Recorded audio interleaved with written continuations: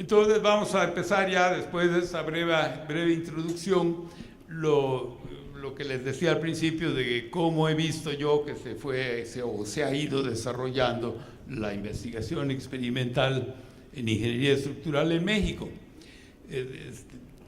Yo llegué al Instituto de Ingeniería y a la División de Estudios de Posgrado en el año de 1960 y tuve la suerte de que estaban haciendo allá creo que los primeros, no creo, eran los primeros estudios experimentales formales que se hacían en el Instituto de Ingeniería y por lo tanto en el país, ¿no? Eran unos modelos de cortinas de presas de concreto a escala que se estaban probando en una fosa que se acababa de construir en el Instituto de Ingeniería, y como estudiante del posgrado me dijeron que yo me pusiese a trabajar en ese proyecto, y eso pues fue algo que marcó mi desarrollo profesional, porque fue como me inicié yo en el trabajo experimental y como continué durante algunos años. En esa época todo era mucho más sencillo. Me acuerdo que para medir las deformaciones y calcular los esfuerzos en las cortinas, pues trabajábamos desde pegar los strain gauges, instrumentarlos, llevarlos al puente de Wheatstone, y leíamos para cada etapa de carga teníamos que tomar manualmente un mundo de lecturas de las deformaciones unitarias. No había los sistemas que hay ahora de una caja de switches a donde se conectan todos los cables y un aparato para que pase la información a las laptops para que se procese. Todo lo hacíamos manualmente. Era un trabajo que cuando lo piensa uno ahora que hay tantas facilidades, dice, ¿cómo podíamos hacer eso sin los equipos de que disponemos en este momento? Era un trabajo monumental. Bueno, así me tocó empezar a trabajar en la ingeniería experimental. Yo creo que por eso poca gente se animaba, porque da un poquito de miedo decir, todo esto hay que hacer, ¿no? Los primeros ensayos así de elementos estructurales, también en el Instituto de Ingeniería, se hicieron con fines didácticos. Hubo una reunión de profesores de concreto que patrocinó el IMSIC, en donde los profesores que daban esos cursos dijeron, vamos a hacer una serie de ensayos para mostrarle a los alumnos qué quiere decir eso de la falla de una viga subreforzada y de una viga sobrereforzada y la falla por tensión diagonal. Entonces se planeó una serie de ensayos de vigas con fines meramente didácticos. Aquí, por ejemplo, se ve una viga, creo que dice sobrereforzada, ¿verdad? Pueden ver los equipos, pues eran sumamente sencillos. Los actuadores o gatos en esa época, ¿verdad? Muy elementales. Se medía con un manómetro la presión en las líneas de aceite, y de ahí calculábamos las cargas que se estaban aplicando. Medíamos las deflexiones con estos micrómetros. Había, como les decía, que estar pasando a tomar las lecturas. Uno de nosotros lo leía y le dictaba a otro que iba con su libreta a apuntar todas las deformaciones. Era un mundo totalmente diferente a lo que tenemos ahora. El marco de carga lo puede ver sumamente sencillo. Y aquí ilustrábamos, como les decía, la falla de una viga sobrereforzada que se aplastaba en la zona de compresión del concreto, o luego ensayábamos subreforzadas que se deformaban mucho. Eran fines totalmente didácticos. Bueno, yo en lo personal me alejé me alejé casi totalmente de los laboratorios, porque me tocó desempeñar puestos de responsabilidad en la Universidad Metropolitana cuando se fundó, y me alejé durante algunos años de este asunto. Cuando terminé mi gestión como funcionario de la UAM y regresé a la universidad, a la UAM, empezamos a desarrollar el laboratorio de estructuras, no había laboratorio de estructuras. Entonces, cuando yo regresé me encargaron que yo empezase a desarrollar el laboratorio de estructuras y hacer algunos programas de investigación. Ya había ocurrido el sismo de 1985 y entre todo lo que había que hacer, pues vimos que se estaban reparando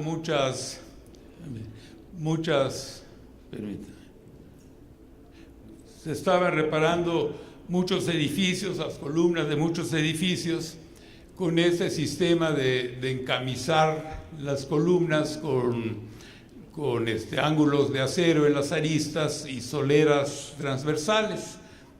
Aquí se ve cómo se había colocado la camisa. Esta columna también ya estaba encamisada y ya se había recubierto con concreto.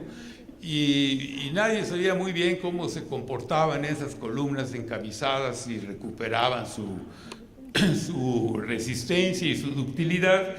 E iniciamos entonces un trabajo de investigación para estudiar cómo se comportaban y si ese tipo de refuerzo era el adecuado. Aquí está, como ven, el laboratorio era al aire libre, ¿verdad? Era un marco de acero, y aquí le dábamos a la columna una carga axial con este gato que está arriba y la carga lateral cíclica con este gato horizontal, y aquí abajo la empotrábamos de la mejor manera en que podíamos. No era un empotramiento muy correcto, ¿verdad? Pero no teníamos en el laboratorio forma de hacerlo mejor. Lo que tratamos de determinar con estos ensayos era si con distintos tipos de encamisado las columnas tenían la resistencia adecuada y con qué método podíamos calcular esa resistencia a fuerza cortante. Lo estudiamos a fuerza cortante, de qué manera lo podíamos calcular con las teorías existentes. Aquí no salió en la foto, pero en la transparencia, pero aquí es la resistencia del concreto, la F'C. Aquí está la carga que medíamos experimentalmente, era la carga lateral, la carga horizontal que veíamos en la fotografía anterior. Esta era la resistencia que calculábamos con las normas del ACI o las normas del Distrito Federal, que son básicamente las mismas, resistencia a fuerza cortante, y esta última columna era la resistencia que calculábamos con las teorías del profesor Collins del campo de esfuerzos de compresión. Y entonces comparábamos las resistencias experimentales con las calculadas y en general veíamos que las resistencias experimentales eran, en casi todos los casos, pues, mayores que las resistencias que calculábamos teóricamente. Aquí es la notación, las distintas variables que estudiábamos, que era el tamaño de las camisas de acero, el calibre de las canales que se ponían en las aristas, el calibre de las soleras transversales, y también estudiamos varios métodos de poner el encamisado, desde nada más colocarlo y soldarlo, o ponerle resina y soldarlo. Vienen como 4 o 5 métodos de colocación de la camisa y veíamos cuál era el mejor y qué pasaba en cada uno de ellos. El mejor, a final de cuentas, fue calentar las soleras transversales. Bueno, primero poner los ángulos en las aristas, calentar las soleras transversales, ponerlas en su posición y soldarlas, y cuando se enfriaban se acortaban y entonces quedaban aprisionaban el concreto de la columna. Y en la práctica se usa con frecuencia ese método, ¿verdad? Pero nosotros lo hacíamos en laboratorio más controlado, porque medíamos exactamente la temperatura a la que elevábamos las soleras y medíamos el tiempo de colocación, en fin, con más cuidado que en la práctica, pero fue el método que funcionó mejor. Y empezamos a calcular también, como medíamos las deflexiones de las columnas, calculábamos la energía que se disipaba conforme aumentaba el número de ciclos de carga. Eran cargas cíclicas, como les decía, que cambiaban de sentido. Entonces, al principio, en los primeros siglos, pues se disipaba poca energía, pero ya en los siglos avanzados, ya que las columnas se deformaban mucho, pues ya la energía disipada, acumulada, ¿verdad?, pues aumentaba sustancialmente. O sea que ese sistema entonces de refuerzo sí contribuía notablemente a disipar energía en las estructuras. También calculábamos la degradación de rigidez. Aquí al revés, ¿verdad? Al principio, en los primeros ciclos de carga con deflexiones pequeñas, las columnas pues eran muy rígidas. Conforme repetíamos los ciclos de carga, iba perdiéndose la rigidez, y ya para distorsiones grandes ya la rigidez de la columna se reducía mucho. Estoy planteándolo así en términos muy generales, ¿verdad? En los trabajos que se publicaron, pues ya viene esto con más detalle, así como la interpretación de todos estos datos que obteníamos. Ese fue entonces un primer trabajo que hicimos cuando empezó el laboratorio de la UAM, que, como les decía, era un laboratorio al aire libre, no porque hubiese mucho calor, sino porque no teníamos otra cosa, ¿no? Así empezamos a trabajar. Luego de ahí pasamos a otro proyecto de investigación de traves postensadas con extremos recortados. Son como las que se usan en puentes. Estas fotos que tenemos aquí son de puentes y de los segundos pisos, o los puentes del segundo piso del periférico de la Ciudad de México. Estas vigas tienen lo que se llaman coloquialmente una nariz, ¿verdad?, que se apoya en otra ménsula que recibe a la nariz. Entonces es un ejemplo de estructuras que tienen discontinuidades, porque hay un cambio muy grande de sección en un espacio muy pequeño. Eso es difícil de analizar teóricamente, y es un ejemplo de la utilidad que puede tener el hacer ingeniería experimental en estos casos en que las hipótesis de las teorías comunes pues no se cumplen. Aquí hay ejemplos de cómo se utilizan estas traves. Esta es la trave prefabricada, tiene aquí su nariz que se apoya en una ménsula, ¿verdad? Igual aquí, y aquí hay algunos ejemplos de estructuras reales. Aquí en esta foto puede verse el problema con este tipo de soluciones. Normalmente se agrietan, porque aquí en estas esquinas hay concentraciones de esfuerzos, se agrietan, empieza a entrar la humedad, hay problemas de corrosión. Es un detalle más o menos pequeño, pero que puede tener una repercusión muy seria en el comportamiento de toda la estructura. Entonces sí pensamos que valía la pena analizar estos casos, que se construyen además mucho, ¿verdad?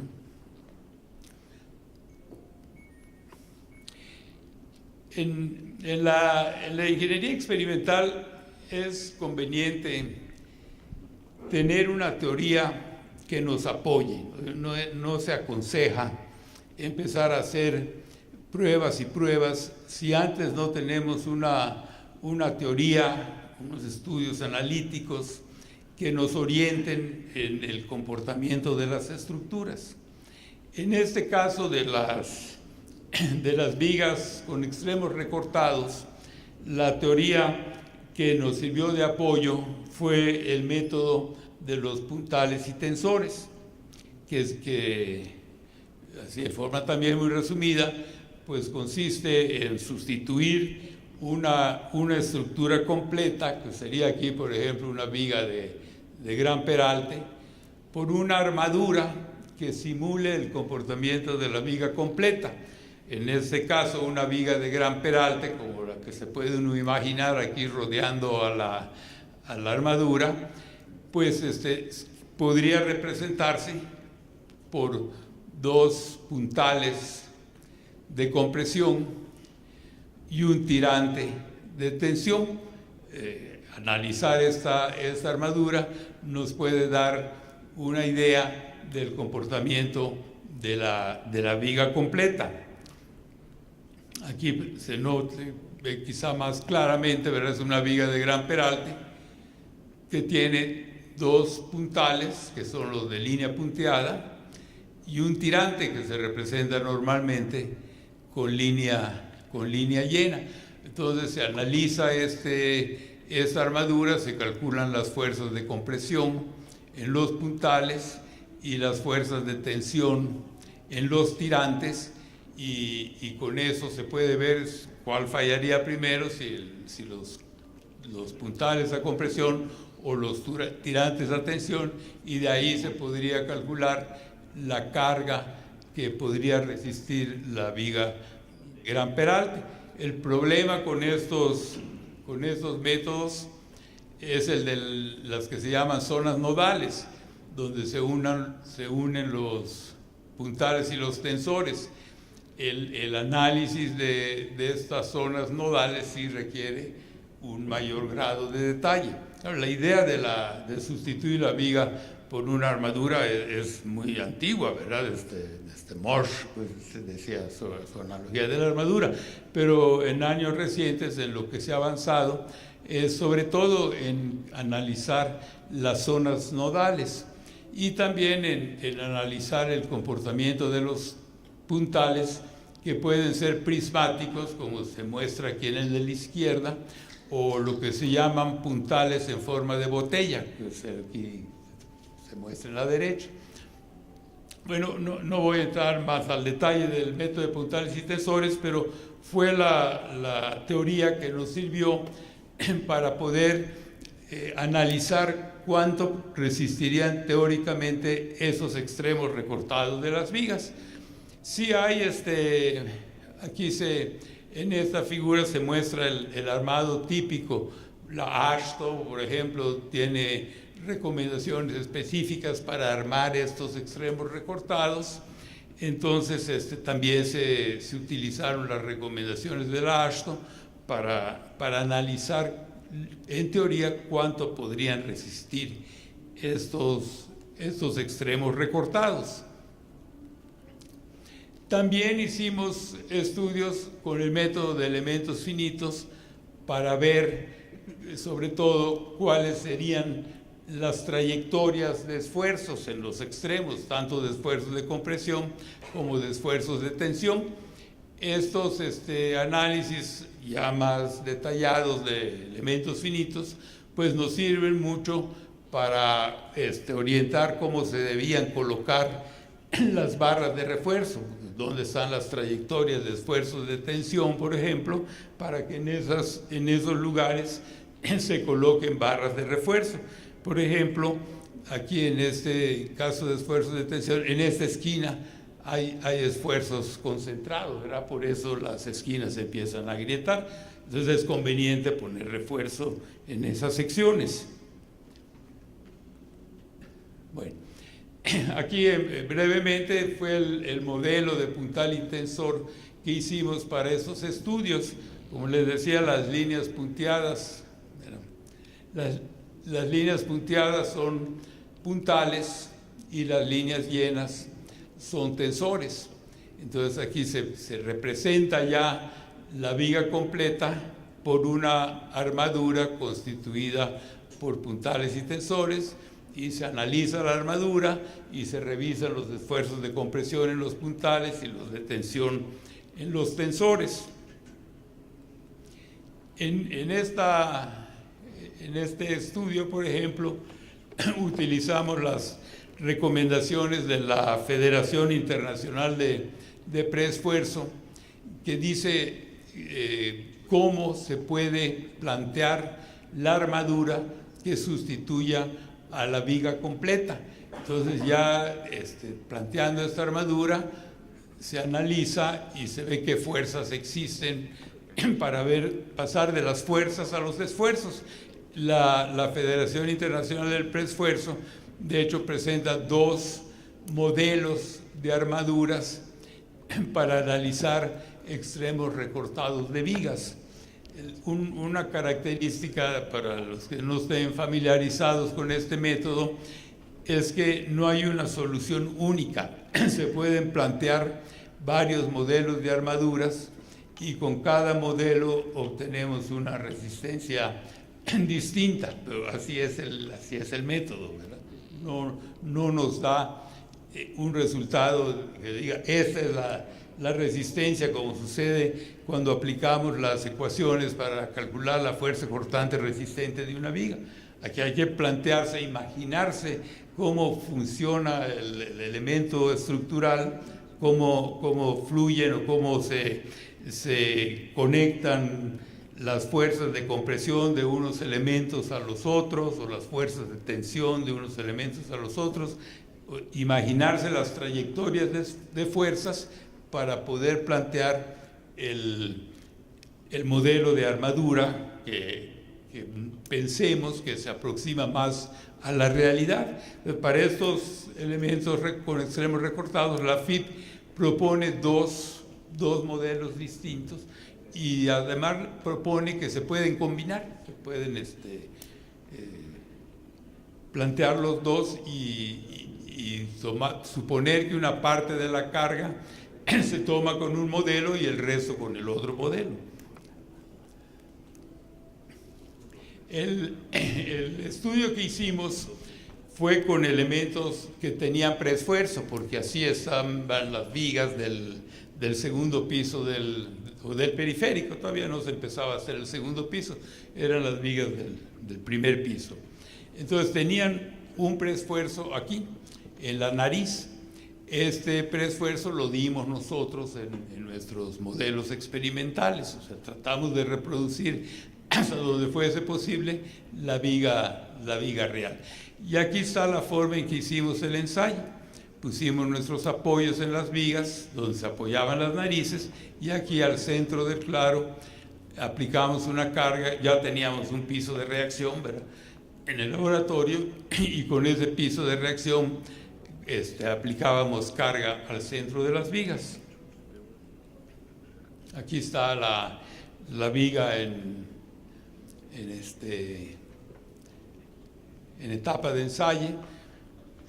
Lo que les decía yo al principio, pues ya se tienen elementos más decorosos, ¿verdad? Ya no hay que estar leyendo strain gauge por strain gauge, ya nada más se conecta a la caja de switches, y de la caja de switches se pasa a la computadora. Entonces esta viga tenía armados diferentes en sus dos extremos. Era una viga simplemente apoyada, como se veía en la foto, en la lámina anterior, y cada extremo tenía un armado distinto. Aquí está en uno de los extremos cómo era el armado, ¿sí? Eran barras horizontales y barras verticales que instrumentábamos con estos strain gauges, que son estos rectangulitos blancos, con las mediciones que hacíamos de las deformaciones unitarias en las barras. Calculábamos las fuerzas, que son estos valores que están aquí, y estas fuerzas las comparábamos con las que obteníamos en el modelo de puntales y tensores, a ver qué tanto correspondía. Y sí, funcionó bastante bien, y aquí está el otro extremo, que tenía un armado diferente. En este otro extremo, además de las barras verticales y horizontales, tenía unas barras inclinadas precisamente por lo que comentábamos hace un rato, de que en esta esquina se presentan esfuerzos concentrados de tensión. Entonces una barra inclinada queda perpendicular a los esfuerzos de tensión y es más eficiente. Igual en el trabajo donde se publicó, aquí no se alcanza a ver, pero está la comparación de las fuerzas calculadas con las fuerzas medidas. Y como les digo, sí se parecen bastante.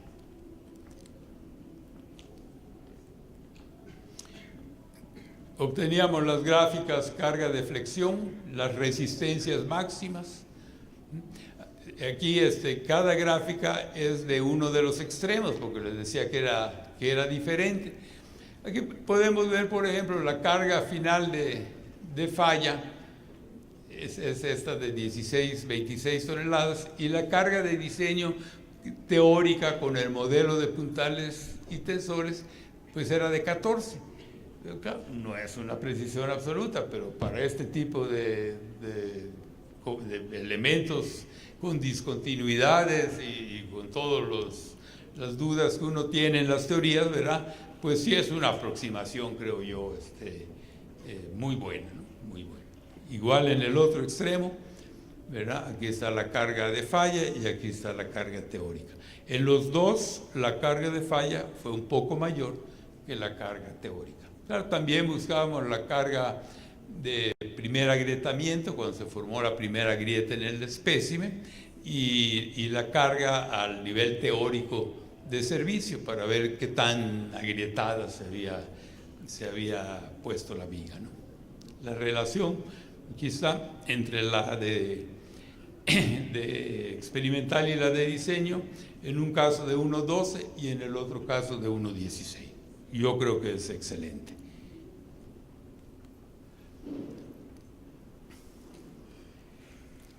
Continuando con el mismo programa de vigas con extremos reforzados, se hizo después otro estudio. Estas sí son vigas de las que se usaron, se siguen usando en el segundo piso del periférico de la Ciudad de México.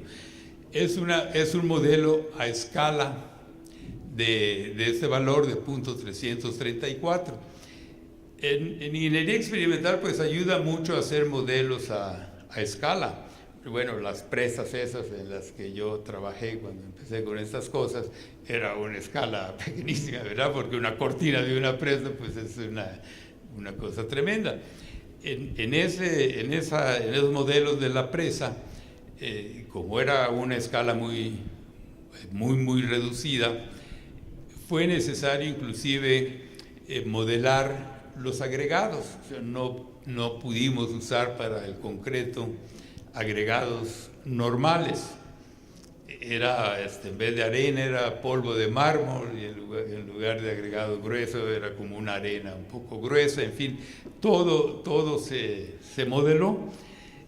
En general se dice que hasta escalas de 1/4 no es necesario en concreto reforzado cambiar el tamaño de los agregados.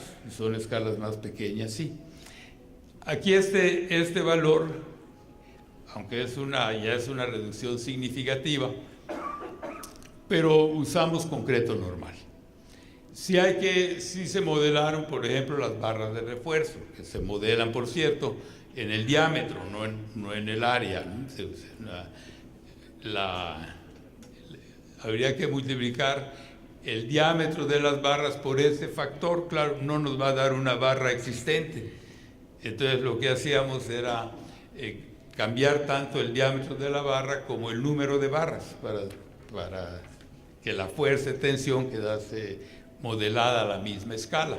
Entonces, de unas vigas enormes, que son esas que están en el periférico, primero modelamos la mitad de la viga, porque las vigas del periférico tienen 2 narices, no juntas, ¿no? 2 narices, una de cada lado. Entonces nosotros como que la cortamos longitudinalmente a la mitad y entonces ensayábamos una sola nariz.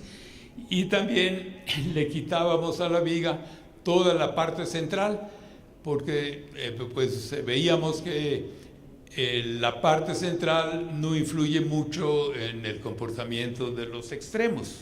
Entonces, de un prototipo de 35 metros, como dice aquí, ¿verdad?, pasamos a un modelo mucho más chico, de la mitad y desapareciendo la parte central. Aquí están las secciones transversales del prototipo, son vigas en cajón, y del modelo. También estos alerones que sirven para tener más ancha la calzada, pues tampoco tenía caso modelarlos, no modelarlos, incluirlos en el modelo, porque no tienen influencia en el comportamiento de la nariz. Aquí está lo que les decía yo, ¿verdad?, de que se cortó la viga a la mitad y se eliminó la parte central de la viga. También se probó como una viga libremente apoyada. Aquí estaban las dos narices, los dos extremos, y aquí en la parte central se aplicaba la carga concentrada. Aquí está, se ve el modelo, ¿verdad? Es el modelo. Como pueden ver, pues es mucho más corto. Ya la longitud total de la viga, aunque lo modelásemos a un tercio, pues eran 35 metros, nos hubiese quedado una viga de 10 metros de largo. No podíamos probarlo. Eso, inclusive así reducido y quitándole la parte central a la viga, ya no lo pudimos probar en nuestro laboratorio. Fuimos al Senapred y ahí sí tienen un piso de reacción de mucha mayor capacidad, y ahí fue donde se probó. Aquí está la viga real, y con ver la cantidad de armado aquí, aquí hay una foto más clara. Esta es la nariz que nosotros queríamos probar. Aquí se ve ya la nariz. Tienen, en la realidad, las vigas o el refuerzo de la nariz, llaman un accesorio, que es una canal de acero a la cual se sueldan las varillas que van en la nariz, y del otro lado tienen otra canal igual. Entonces son barras de acero soldadas en ambos extremos a las canales. Aquí se ve más claro, ¿no? Aquí está la canal de acero, ángulo. Un ángulo de acero. Aquí vienen las barras de refuerzo de la nariz, y en el otro extremo hay otro ángulo de acero al cual se sueldan también las barras. Aquí ya está la viga en ensayo. Por cierto que en la soldadura teníamos duda, porque al hacer el modelo a escala, las barras eran más chicas y pensamos que la soldadura podía afectar la ductilidad de las barras. Sin embargo, hicimos algunos estudios por separado del efecto de la soldadura y vimos que no tenía mayor influencia. Aquí está ya el modelo en el momento de la prueba. Aquí se ve más claro, ¿verdad? Son dos extremos, también con armados diferentes. Aquí ya está la forma en que falló el extremo, ¿verdad? Se aplastó el concreto aquí, donde empieza la parte maciza de la viga, o la parte completa de la viga. Bueno, ese fue otro trabajo, ¿verdad? Y aquí les quería mostrar también cómo fue evolucionando el laboratorio de estructuras de la UAM. Bueno, el primero fue aquel que les decía yo al aire libre, ¿no? Que no era realmente un laboratorio. Ya después teníamos una cubierta e hicimos pues es como un marco de carga que tiene esta columna vertical y dos columnas en diagonales, y los especímenes se colocan en esos lados más largos. Es como una cruceta aquí en la planta, en la base del marco. Los lados cortos reciben a las diagonales, y en los lados largos se colocan los especímenes que se van a ensayar. Aquí debajo de esta losa que estoy marcando está hueco, entonces se puede uno meter por debajo como si fuese, es como un piso de reacción, ¿verdad? Entonces aquí ya teníamos un techo y ya teníamos un marco más decente. Ese pues era nuestro laboratorio de modelos pequeños. Luego hicimos un laboratorio de modelos intermedios. Ya teníamos una techumbre más amplia y se diseñó este marco de carga, que son columnas que pueden moverse para cortar los claros, y también vigas que pueden moverse también a la altura de la columna si se requiere menos altura para colocar las cargas verticales o no. Y aquí en el piso también hay una fosa por debajo del piso en la cual se puede meter una persona para poner unos tirantes que pasan por los agujeros del piso y aplicar las cargas verticales. Aquí está ya construido, ¿verdad? Estas son las columnas que se pueden mover, como les decía, y las vigas que se pueden subir y bajar. Aquí ya hay un marco de concreto, ¿verdad?, que está en etapa de prueba. Aquí era un programa para ver el detalle de armado de los nudos de los marcos de concreto. Aquí está, se ve más claro el marquito que estamos probando, las cajas de switches y las laptops para recibir y procesar la información. A este marco ya, a este laboratorio le llamamos de modelos intermedios. Uno de los trabajos más importantes que se ha hecho en ese laboratorio es el de conexiones de losa plana posttensada con columnas. Este trabajo es muy importante y lo llevó a cabo el doctor Eduardo Arellano, que está aquí presente. Su tesis doctoral, él obtuvo su doctorado con trabajo experimental.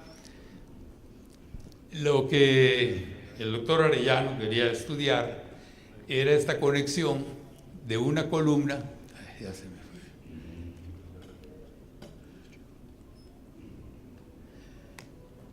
fue, la conexión de las columnas con las losas planas posttensadas. Es un sistema que se está usando mucho en edificios altos o edificios de claros muy grandes. En Santa Fe, por ejemplo, una gran parte de los edificios de estos altotes que han construido tienen este sistema de estructuración. Una característica que tienen es que las losas son aligeradas. Hay pocos ensayos, pocos estudios a nivel internacional de este tipo de estructuración, porque en Estados Unidos se usa mucho, pero se usa principalmente con losa maciza, no con losa aligerada, porque allá la losa aligerada pues requiere más mano de obra y allá la mano de obra es más cara, entonces prefieren hacer losas macizas aunque tengan más material. Entonces no encontramos en la literatura muchos ensayos de este tipo de conexión y nos preocupaba su comportamiento, sobre todo que había zonas huecas, o sea, losa hueca, muy cerca de las columnas. Entonces lo que se hizo en el ensayo fue pues diseñar un prototipo de este sistema que tuviese la losa posttensada, las columnas, y que tuviese también muros de cortante. Las normas técnicas complementarias, lo que dicen así en forma muy resumida sobre este sistema estructural, es que se deben hacer dos diseños. Uno en que las columnas y la losa, desde luego, pudiesen resistir las cargas verticales, y luego para las cargas horizontales que lo pudiesen resistir nada más los muros de cortante o la combinación de muros de cortante y losas. Entonces así usando esas esas disposiciones de las normas técnicas complementarias, se diseñó un prototipo. Y del prototipo, entonces, aquí es como quedaría el prototipo, se eligió, aquí está por debajo, bueno, aquí se ve claramente lo que les decía, visto por debajo, que están todos los agujeros, los casetones de las losas, y normalmente los diseños que vimos que se llevan a cabo en la práctica, hay agujeros o huecos en la losa muy cerca de las columnas, que era lo que nos preocupaba. Entonces aquí el doctor Arellano eligió un pedazo de losa, ¿verdad?, con su conexión con la columna, y este fue el prototipo. Aquí está el pedazo de losa con sus cargas y la carga que viene también de las columnas superior e inferior, y este fue el prototipo que él modeló. Claro, no era posible distribuir la carga uniformemente en toda la losa, sino se concentró nada más, aquí está, y es el modelo. Eso sería como las líneas de los puntos de inflexión o líneas de inflexión de la losa. Estas cargas verticales serían las cargas distribuidas que están en la losa, y esta fuerza de aquí es la diferencia entre la carga que viene de la columna superior y la carga de la columna inferior. Aquí está, bueno, lo que les decía de la carga, ya no está distribuida en toda la losa, sino nada más en el perímetro de la losa, porque en el laboratorio no era muy difícil dar una carga uniformemente distribuida en toda la losa, y además impedía ver la formación de grietas. Aquí está ya el espécimen de prueba ya, ¿verdad? Aquí está la columna, y tiene en cada dirección la nervadura central y la primera nervadura secundaria. Aquí están los agujeros. Esa era una variable importante en el estudio, el ancho de las nervaduras centrales y el tamaño de los agujeros, porque aquí, como pueden ver, no hay una zona maciza alrededor de la columna.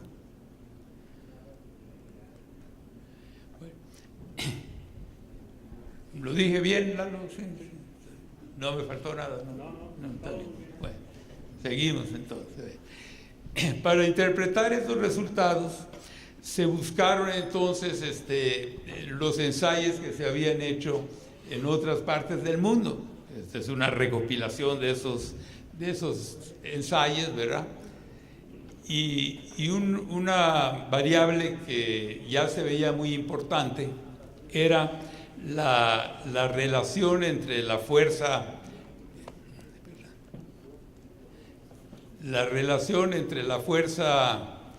cortante gravitacional, que es la BU, y la fuerza cortante que puede resistir el concreto. Esta Phi-BC, Phi es el factor de reducción del reglamento del ACI, y BC es la contribución del concreto. Estos puntos, llamo la atención, son casi todos son ensayos de losas macizas, en primer término, ¿verdad? Y luego la fórmula con la que se calculó la BC en el reglamento de la ACI es diferente a la forma en que se calcula con las normas técnicas complementarias. En el ACI toman en cuenta, con este término que estoy señalando, la influencia de la fuerza de preesfuerzo. Las normas técnicas del DF no han tenido ese factor hasta la edición que está por salir, en donde ya se incorporó, en vista de estos estudios que se hicieron, ya se incorporó un término que tome en cuenta la fuerza de preesfuerzo. Y BP también sería la fuerza de preesfuerzo. Bueno, entonces en el ACI proponen esta ecuación como límite inferior para el drift, para la distorsión aquí está la distorsión en el eje vertical, ¿verdad? Para la distorsión que pueden tener estos sistemas de estructuración en función de esta relación que se ha visto que es la que más influye, la fuerza cortante de diseño o aplicada BU y la resistencia a fuerza cortante axial, ¿verdad? BC. Entonces, en todos los puntos, pues primero se ve que hay una gran dispersión, ¿verdad? Pero sí se ve una tendencia a que mientras más grande sea esta relación, la distorsión que tiene el elemento al momento de la penetración, de que hay una falla por penetración, pues va disminuyendo, ¿verdad? Por eso el ACI propone esta línea que para valores grandes de la relación ya corresponde a una distorsión muy pequeña, como de 0.205. Sin embargo, cuando esa relación es pequeña, sí se ven distorsiones a la falla bastante grandes, ¿no? Del orden de 4 o 5%. Esto lo que implica esos límites de distorsión es que para estructuras de este tipo no se puedan usar valores de comportamiento sísmico Q muy elevados, porque son estructuras que no tienen ductilidad o que se supone que no tienen ductilidad. Lo que muestran estos estudios es que para algunas de estas estructuras sí se tiene buena ductilidad. Entonces son también propuestas para cambiar el reglamento a la luz de los resultados que se obtienen en los experimentos. Las pruebas que se hicieron en la UAM, aquí donde están. No es en esa, doctor. No, en esta no están, ¿verdad? En esta no están. Bueno, luego lo veremos, pero aquí está ya. Aquí está ya la forma en que se hicieron los ensayos. En los ensayos,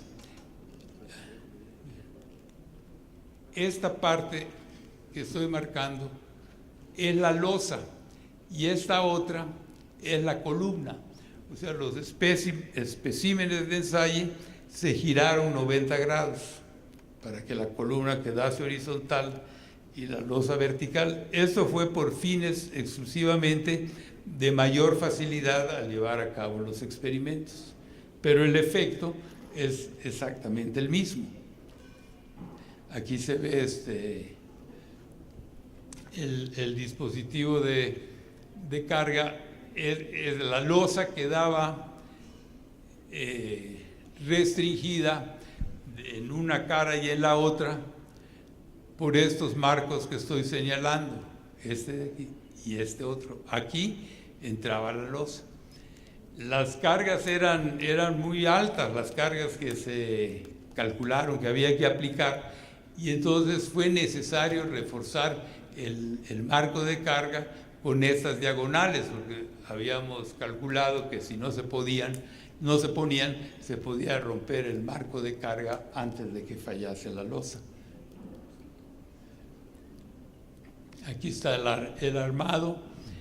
Aquí al colarla, pues sí, la columna estaba vertical y esta era la losa. Aquí debajo del piso hay un agujero, la fosa que les decía yo, que se usa para que una persona aplique la carga por debajo del piso de reacción. Entonces aquí este armado continúa en un agujero que hay aquí abajo, ¿no? Así se colaba la losa. Aquí ya está colada. Y aquí ya se le está dando la maroma, o sea, ya se está girando para que la losa pase a ocupar una posición vertical y la columna una posición horizontal. Aquí ya está colocada. Estos son los agujeros. Bueno, ese es el plástico que se colocó para formar los agujeros, ¿verdad? Esto se quita. Y aquí están los marcos, bueno, el que está al frente, para sostener la losa.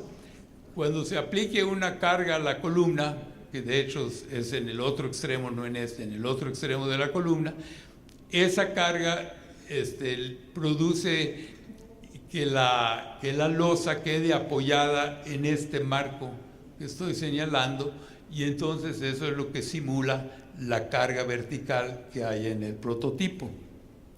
Vamos a ver si aquí se ve quizá más claro, ¿verdad? Esos dos marcos paralelos son los que restringen a la losa. Entonces son los que simulan en el prototipo real la carga vertical.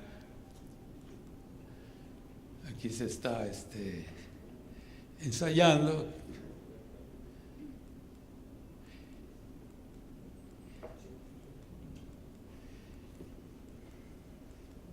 O sea, se está dando como a la columna que es esta, se le está dando una carga cíclica, sube y baja, que en el prototipo real sería una fuerza horizontal que va en un sentido y en sentido contrario.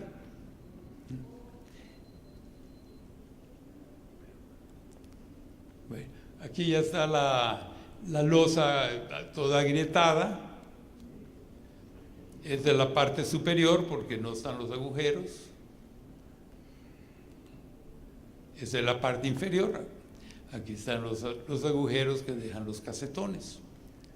Aquí se puede ver como de jale y empuje, ¿no? Era según el sentido de la carga que veíamos en la secuencia esa de fotos, ¿verdad? Que podía empujarse la columna en un sentido o en el sentido contrario.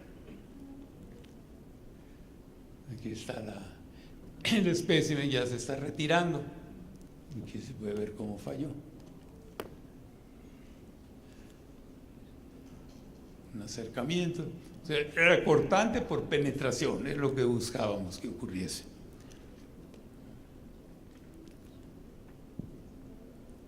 Otra vista.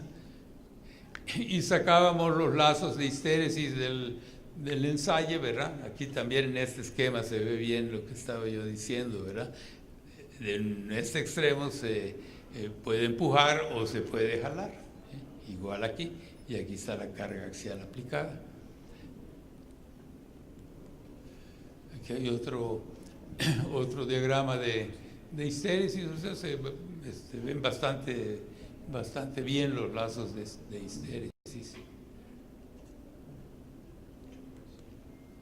Bueno, otro proyecto, esto ya parece más ensayo en serio, ¿verdad? Esto que acabamos de ver, ya no es nada más la columnita aislada, ya es un sistema estructural. Otro sistema que estamos viendo ahora es otro estudio, el de las losas, esos edificios que se construyen mucho ahora con losas de transferencia. Son estos sistemas en que la planta baja la dejan libre casi en su totalidad para usarla como estacionamiento, como comercios o espacios abiertos. Y del primer piso en adelante, entonces construyen muros, sea de mampostería o de concreto. Entonces hay una losa que recibe los muros, o sea, los muros no llegan a la cimentación del edificio, sino llegan a una losa que está en el primer piso. Entonces también alguna vez nos encargaron a la UAM que hiciésemos una revisión de que también se cumplían las disposiciones de las normas técnicas complementarias en la práctica, y se revisaron varios edificios reales y se encontró que muchos de ellos no cumplían con las normas técnicas complementarias, y una buena parte de esos edificios que no cumplían estaban diseñados con losas de transferencia. Entonces se inició un programa de investigación experimental y analítica sobre las losas de transferencia o sistemas de piso de transferencias. Aquí también el ingeniero maestro Manzanares, donde está, participó activamente, allá hasta al final fue su tesis de maestría, fue parte de este estudio, que nos ayudó mucho el maestro Manzanares. Aquí está se construyó un espécimen que era una losa, que es esta de aquí, y aquí todavía no está construido, pero aquí viene el muro. Entonces el muro se apoya directamente sobre la losa. Aquí ya se ve el muro construido, en este caso es el muro de mampostería, con sus castillos aquí, y aquí está la losa. Entonces se ensayó, pero se le hacía una pequeña losa, un pedazo de losa aquí arriba para simular más la situación real, para simularla mejor. Aquí ya se está ensayando, se aplicaba una fuerza horizontal aquí y una carga vertical con esta viga transversal que a su vez se jalaba a través del piso de transferencia.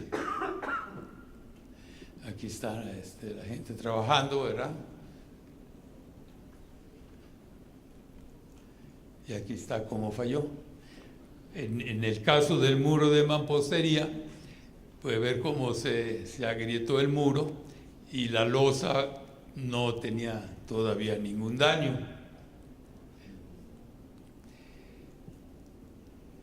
Esto me lo voy a brincar porque ya se está haciendo tarde. Es un ensayo para ver un pegamento que se usaba para adherir las barras de refuerzo a losas ya construidas, pero como se está haciendo un poco tarde,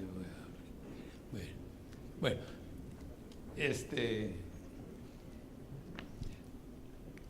antes de continuar vamos a hacer un paréntesis. A lo mejor debí pasar esas fotos que acabamos de ver otra parte, pero lo que viene aquí es un proyecto que tenemos de ampliar nuestro laboratorio a un laboratorio de grandes modelos. Nuestro laboratorio ya parece un laboratorio decente de investigación en ingeniería estructural, pero pues nosotros consideramos que es muy poco, ¿no? Que podríamos hacer muchas más cosas si tuviésemos un buen laboratorio. Y tenemos aquí un proyecto, es proyecto todavía, de un laboratorio que le llamamos de grandes modelos, que sería un piso de reacción. Ahorita vemos las dimensiones. Aquí están las celdas en las que puede pasar la persona, los operarios, para colocar tirantes a través de esos agujeros y poder dar carga vertical. Y para poder dar las cargas horizontales tenemos bloques de reacción, que son bloques también que se anclan al piso de reacción. Este sistema se está usando ahora en sustitución de los llamados muros de reacción, como tiene el CENAPRED.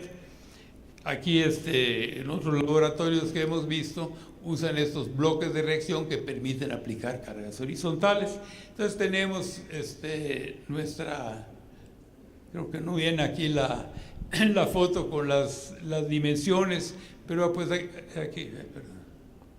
aquí pueden ver una persona, ¿verdad? Para darse idea, esto tenía como 18, 20 metros de lado por unos 40 metros de largo. Pues es un espacio grande con un piso de reacción en el cual se pueden aplicar también cargas grandes. Esto, como les digo, es nuestro sueño, lo que quisiéramos hacer. Aún así creemos que sería mejor tener una mesa vibradora como tienen en el Instituto de Ingeniería, o sería mejor tener un laboratorio en el que pudiésemos ensayar edificios completos, o una mesa vibradora como esta, que aquí también se pueden ver ideas, ¿verdad? Aquí es una persona, este es un edificio de varios pisos a escala real sobre una mesa vibradora. Pero vaya, nos damos cuenta de que eso no va a ser en un futuro cercano, y no por eso nos desanimamos y continuamos con nuestro, creo que aquí están repetidas algunas, sí, están repetidas, esas son las que ya vimos. Y ese es este es muro de mampostería también, ¿verdad? Pero aquí está para ver la forma en que medimos. Ese es el de concreto, doctor. Ese de concreto. Bueno, entonces, esta ya es de concreto, es igual al anterior, pero con muro de concreto, también con su pedazo de losa. Y aquí entonces, en este muro de concreto, lo que falló fue la losa. Al muro no le pasó casi nada y la losa sí se rompió. Aquí se está viendo una alumna, sostiene aquí un nivel, ¿verdad?, para que se vea cómo se deformó el muro. ¿Sí? Aquí hay un detalle de cómo se agrietó la losa.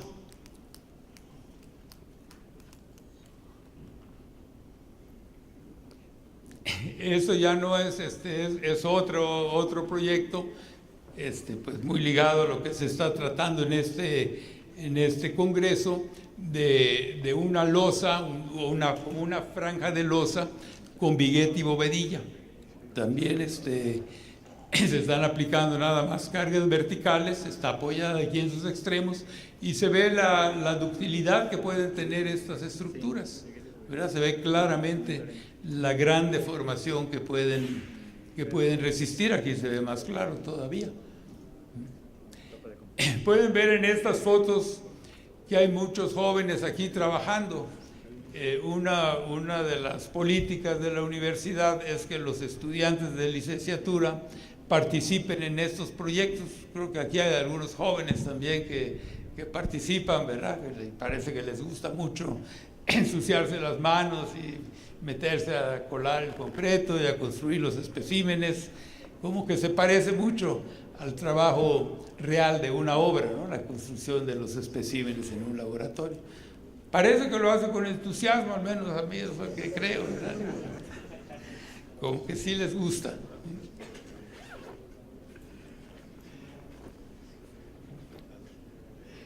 Ese es otro proyecto que también es un proyecto más o menos reciente, de fabricar concretos con agregados reciclados. De los mismos especímenes de demolición ya que tenemos en el laboratorio, se acaban de triturar y se vuelven agregados, y entonces hacemos concretos con esos agregados reciclados, para ver cómo compara con los especímenes fabricados con agregados sanos. Esto es importante, ¿verdad? Porque ahora que está de moda todo lo de la ecología y la contaminación del medio ambiente, pues es conveniente estudiar si es posible utilizar los escombros de los edificios que se tiran como agregados para concreto nuevo. Entonces es también un programa que se está iniciando. Así en principio, ¿verdad?, se ve que tienen también buena ductilidad, porque un problema o algo que se ignora más bien con los concretos reciclados es si los elementos estructurales van a tener la ductilidad que tienen los elementos con agregados sanos. Entonces parece que sí, ¿verdad?, aunque todavía está iniciándose el estudio. Bueno, pues esta es la evolución que les quería yo platicar de cómo ha cambiado la ingeniería experimental. Creo yo que todavía no estamos así a la altura de las pruebas esas en mesa vibradora de un edificio completo o de los disipadores de energía, ¿verdad?, que requieren equipo más sofisticado, pero también estamos avanzando y yo creo que con el entusiasmo de los jóvenes que están también trabajando en estos programas, con la participación de nuevos investigadores también en el grupo de los otros del área de estructuras de la UAM, profesores ya jóvenes, pero trabajo demostrado, pues cada vez podremos hacer más y incorporarnos a esos avances recientes como los que nos están mostrando de los aisladores y de esas cosas. Pues muchas gracias por su atención.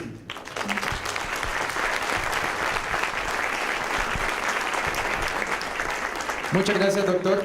Por cuestiones de tiempo, el doctor nos va a acompañar todo el día y nos va a acompañar en la cena del día de hoy, así que si hay alguna duda, se la pueden hacer personalmente.